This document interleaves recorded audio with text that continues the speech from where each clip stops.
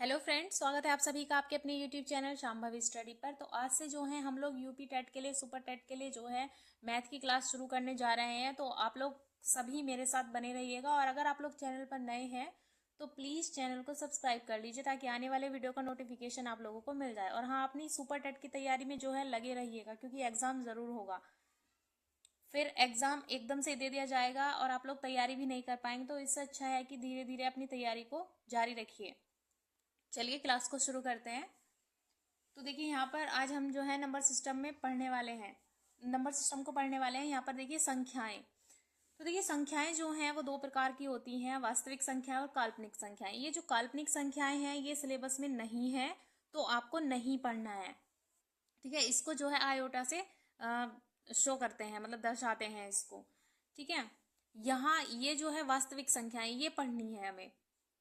तो जो वास्तविक संख्याएं हैं दो प्रकार की होती है, परिमेय संख्याएं और अपरिमेय संख्याएं, ठीक है। अब ये जो परिमेय संख्याएं होती हैं ये भी तीन प्रकार की होती हैं, प्राकृतिक संख्याएं, पूर्ण संख्याएं और पूर्णांक, ठीक है।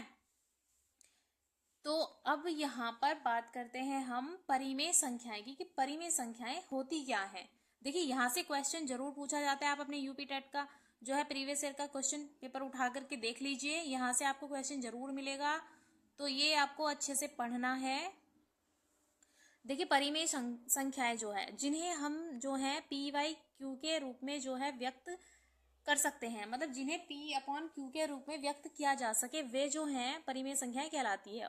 और यहाँ पे जो है दिया जाता है कि क्यू बराबर नॉट जीरो, यानी कि क्यू जो है वो जीरो नहीं होना चाहिए, ठीक है। जैसे यहाँ पर आपको दिया हुआ है 4/5। तो देखिए ये पी और ये क्यू, यानी कि ये जो है पी वाई क्यू की फॉर्म में है। तो ये जो है आपकी परिमेय संख्या है, ठीक है। ये -4/5 है, ये भी पी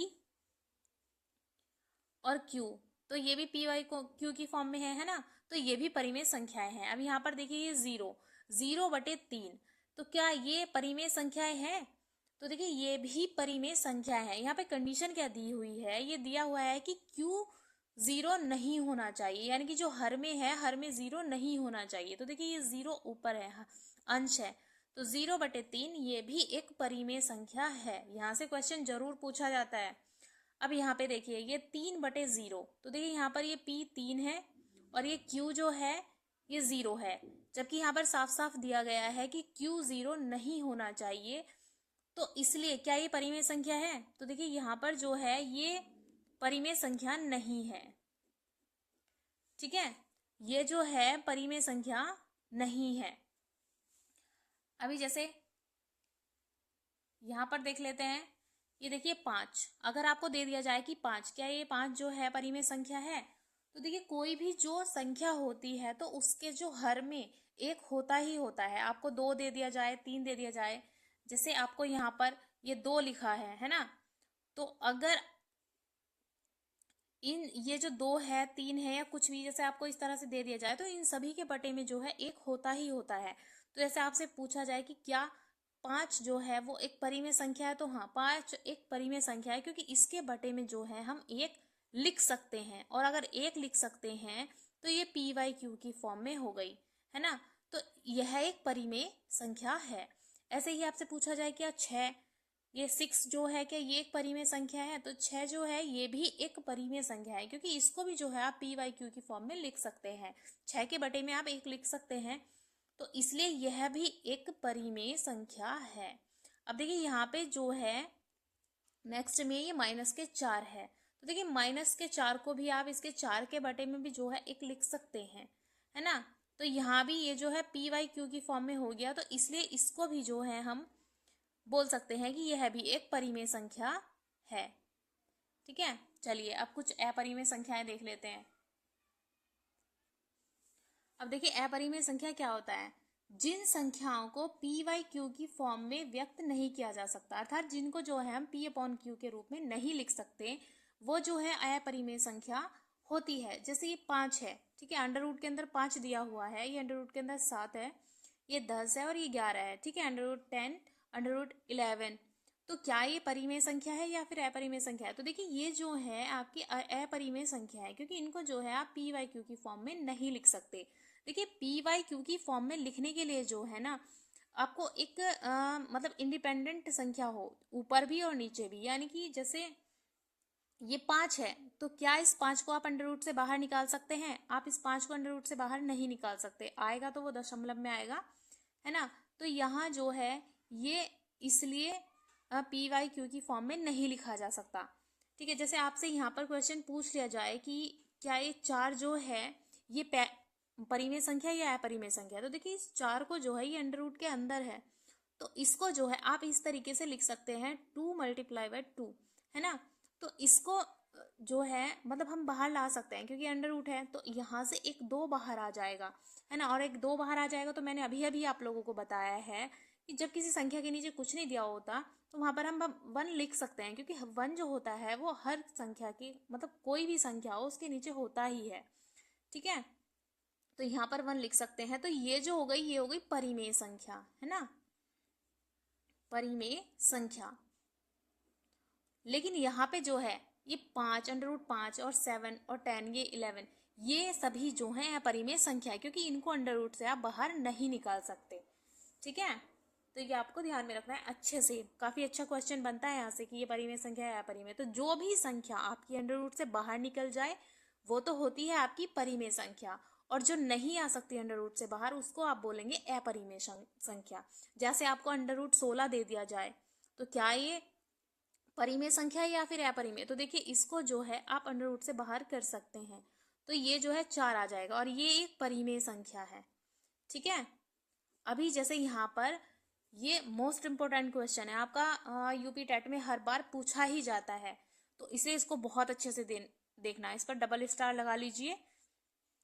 देखिए यहाँ पर जो है पाई पाई का जो मान होता है वो होता है 22/7। तो आपसे क्वेश्चन ऐसे पूछा जाता है कि पाई एक अपरिमेय संख्या है या फिर परिमेय संख्या है, और 22/7 जो है वो परिमेय संख्या है या फिर अपरिमेय संख्या है। तो देखिए यहाँ पर ये जो पाई है तो पाई तो एक अपरिमेय संख्या है, क्योंकि पाई जो है पाई को आप पी वाई क्यू की फॉर्म में नहीं लिख सकते, यानी कि इसको हम पी बटे क्यू के रूप में नहीं लिख सकते, इसलिए पाई तो एक अपरिमेय संख्या है। ठीक है, अपरिमेय अपरिमेय संख्या। और ये जो 22/7 है तो देखिए इसको जो है हम पी वाई क्यू की फॉर्म में लिख सकते हैं, तो ये जो हो गया ये परिमेय संख्या हो गया, परिमेय संख्या। ठीक है, इस तरीके से आपको ये ध्यान में रखना है, ये क्वेश्चन हर बार पूछा जाता है। तो पाई क्या हो गया, पाई एक अपरिमेय संख्या है और 22/7 जो है वो परिमेय संख्या है, क्योंकि 22/7 को जो है हम पी वाई क्यू की फॉर्म में लिख सकते हैं, इसलिए 22/7 क्या हो गया परिमेय संख्या, पाई क्या हो गया अपरिमेय संख्या। ये बहुत अच्छे से ध्यान में रखना है। ठीक है, चलिए नेक्स्ट पे चलते हैं। तो चलिए अब हम बात करते हैं प्राकृतिक संख्याओं के बारे में। तो देखिए हमने अभी पढ़ा था ना ऊपर कि ये प्राकृतिक संख्या होती है, परिमेय संख्या जो वो प्राकृतिक संख्या होती है, पूर्ण संख्याएं उसमें, और ये पूर्णांक, मतलब 3 तरह की संख्याएं ऊपर बताई गई थी। आप वीडियो को एक बार पीछे करके देख लीजिएगा। तो यहाँ पर देखिए प्राकृतिक संख्याएं क्या होती है? तो देखिए प्राकृतिक संख्याएं जो हैं ये वे संख्याएं होती है जिन्हें हम गणना के रूप में लेते हैं, वो नेचुरल नंबर कहलाती है, मतलब जिनसे हम गणना कर सकते हैं। जैसे मान लिया आपसे कोई पूछता है कि आपके पास कितनी किताबें हैं, तो आप जो उसका आंसर देंगे वो आंसर 2, 3, 4 कुछ ना कुछ ऐसे ही बताएंगे जो कि काउंट हो सकता है, यानी कि जिसको हम गिन सकते हैं। तो प्राकृतिक संख्याएं वही होती है, वही संख्या जिनको हम गणना के रूप में लेते हैं। ठीक है, जैसे आप किसी को ऐसे बोल सकते हैं कि हाँ आपके पास -1 बुक है, -2 बुक है, मतलब इस टाइप से जो है मतलब नहीं बोला जाता है। जैसे आपसे किसी ने भी कुछ ये पूछ लिया कि आपने कितनी टॉफी खाई है, तो आप उसको इस टाइप से बोलेंगे, टॉफी या चॉकलेट कुछ भी, कि आपने कितना खाया है, 1 खाया है, 2 खाया है, इसी टाइप से तो बोलेंगे ना कि मैंने 1 टॉफी खाई है, 1 चॉकलेट खाई है। इस तरह से तो नहीं बोल सकते ना कि मैंने -1 चॉकलेट खाई है, -2 चॉकलेट खाई है। तो इसी तरीके से मतलब प्राकृतिक संख्या जो है वे संख्या होती है जिन्हें हम गणना के रूप में लेते हैं। ठीक है, नेचुरल नंबर कहलाती है, जैसे 1, 2, 3, 4, 5। ठीक है, ये अनंत तक, है ना। अब देखिए इसमें जो है ये पॉइंट भी आपको ध्यान में रखना है कि इसमें जो है केवल धनात्मक संख्याएं होती है, इसमें ऋणात्मक नहीं होता। ठीक है, इसमें केवल और केवल धनात्मक संख्याएं होती हैं। चलिए अब बात करते हैं पूर्ण संख्याएं की। तो देखिए पूर्ण संख्याएं क्या होती है, बस पूर्ण संख्याओं में क्या होता है, इसमें जो है 1, 2, 3, 4, 5 तक ले रहे थे आप, प्राकृतिक संख्याएं में, इसमें जो है जीरो और आ जाता है, यानी कि पूर्ण संख्या जो होती है वो जीरो से शुरू होती है, 0 1 2 3 4 5 और अनंत तक। ठीक है, तो याद रखना है कि प्राकृतिक संख्याएं जो है वो 1 2 3 4 5 से शुरू, मतलब 1 2 3 4 5 होती है, गणना के रूप में इनको ले सकते हैं। पूर्ण संख्याएं जो होती है वो जीरो से शुरू होती है, इसमें जीरो और ऐड कर दिया जाता है। ठीक है, तो ये थी पूर्ण संख्याएं। अब चलिए बात कर लेते हैं पूर्णांक के बारे में। पूर्णांक क्या होता है? तो देखिए पूर्णांक जो है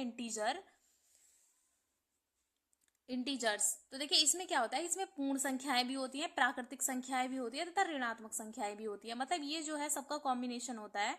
इसमें जो है आप पूर्ण संख्याएं भी रख सकते हैं, प्राकृतिक संख्याएं भी रख सकते हैं तथा ऋणात्मक संख्याएं भी आती हैं। जैसे यहाँ पे देखिए आप लोग, यहां से यहां तक देखिए ये जीरो आ गया है ना। अभी देखिए यहां से ये 1 2 3 4 है ना, ये अनंत तक हमने क्या पढ़ा था, अभी प्राकृतिक संख्याएं पढ़ी थी ये ऊपर, जैसे कि आप देख पा रहे हैं यहाँ ये है ना। और जब हमने इसमें जीरो और ऐड कर दिया था तो ये जो है पूर्ण संख्याएं बन गई थी हमारी, 0 1 2 3 4 5। ठीक है, और इधर से इधर, ठीक है, इसमें जो है ऋणात्मक संख्याएं भी आ जाती हैं। ये यहाँ से जो है यहाँ से यहाँ तक ये जो है ऋणात्मक संख्याएं हैं। ठीक है, जैसे कि आप देख पा रहे होंगे ये जो है इसमें ऋणात्मक संख्याएं हैं यहाँ पर। तो इसमें जो है पूर्ण संख्याएं, प्राकृतिक संख्याएं और ऋणात्मक संख्याएं सभी आ जाती हैं, है ना। और ये जो है आपकी ये हो गई प्राकृतिक संख्याएं। ठीक है, तो इसमें जीरो भी आ जाता है। तो ये जो है इसमें पूर्ण संख्या, प्राकृतिक संख्या तथा ऋणात्मक संख्या सभी आती हैं जैसे। और देखिए एक मोस्ट इंपोर्टेंट क्वेश्चन ये है, बहुत ज्यादा पूछा जाता है ये, कि जीरो जो है वो क्या है। तो आपसे इस तरह से पूछ सकता है क्वेश्चन, ऐसे आता है कि जीरो जो है वो एक प्राकृतिक संख्या है, पूर्ण संख्या है या फिर पूर्णांक है। ठीक है, क्या है। तो आपसे अगर पूछा जाए कि जीरो जो है वो क्या है, देखिए जीरो जो है वो आपका पूर्ण संख्याओं में भी आता है ना, और जीरो जो है आपका पूर्णांक में भी आता है। यहाँ पर ये देख लीजिए, तो जीरो जो है वो एक मतलब पूर्ण संख्या भी है, जीरो एक पूर्ण संख्या भी है तथा पूर्णांक भी है। ठीक है, तो देखिए आपको जो है ये अच्छे से ध्यान रखना है कि अभी जो है प्राकृतिक संख्या क्या हो गई, 1 2 3 4 5 से लेके अनंत तक। पूर्ण संख्या ये हो गई 0 से लेके अनंत तक, और पूर्णांक संख्या ये हो गई। और जीरो जो है वो पूर्ण संख्या भी है और पूर्णांक भी है। अच्छे से ध्यान रखना है ये आपको। अब देखिए क्वेश्चन आपसे इस तरह से पूछा जा सकता है, जैसे -15 है तो ये क्या है, पूर्णांक संख्या है या फिर परिमेय संख्या है या फिर अपरिमेय संख्या या फिर प्राकृतिक संख्या है। तो देखिए मैंने अभी आप लोगों को ऊपर बताया है कि प्राकृतिक संख्या जो है 1 2 3 4 5, ठीक है, डेड अनंत तक आती हैं, है ना। अपरिमेय संख्याएं जो है वो होती हैं जो PYQ की फॉर्म में नहीं लिखी जा सकती। परिमेय संख्याएं PYQ की फॉर्म में लिखी जा सकती हैं, है ना। पूर्णांक संख्याएं जो है वो आपकी जो है 0 1 2 3 4 5 ये इस तरह से भी आ जाती हैं। तो अगर आपसे ऐसा पूछा जाता है तो देखिए ये जो -15 है, तो देखिए जब आप मतलब इधर चलते चले जाएंगे तो ये -4 -5 -6 7 इस तरह से आता चल जाएगा, तो -15 भी इसमें आएगा। तो देखिए ये जो है पूर्णांक संख्या भी है ना। तो ये आपको दो ऑप्शन देगा नहीं वैसे तो, लेकिन देगा, फिर भी आप यहाँ पर ध्यान रख लीजिए कि -15 जो है वो पूर्णांक संख्या भी है और परिमेय संख्या भी है, क्योंकि इस -15 को आप 15/1 के रूप में भी लिख सकते हैं। आप इसको इस तरीके से भी लिख सकते हैं ना, -15/1, यानी कि इसको आप PYQ की फॉर्म में भी लिख सकते हैं, है ना। तो आप अगर इसको PYQ की फॉर्म में लिख सकते हैं तो ये एक परिमेय संख्या भी हो गई और पूर्णांक संख्या भी हो गई। ठीक है, तो मुझे उम्मीद है कि आप लोगों को ये वीडियो बहुत पसंद आया होगा। तो प्लीज़ वीडियो को लाइक कीजिए, चैनल को सब्सक्राइब कर दीजिए और वीडियो को अधिक से अधिक शेयर कीजिए। मिलती हूँ आपसे नेक्स्ट वीडियो में, तब तक के लिए धन्यवाद।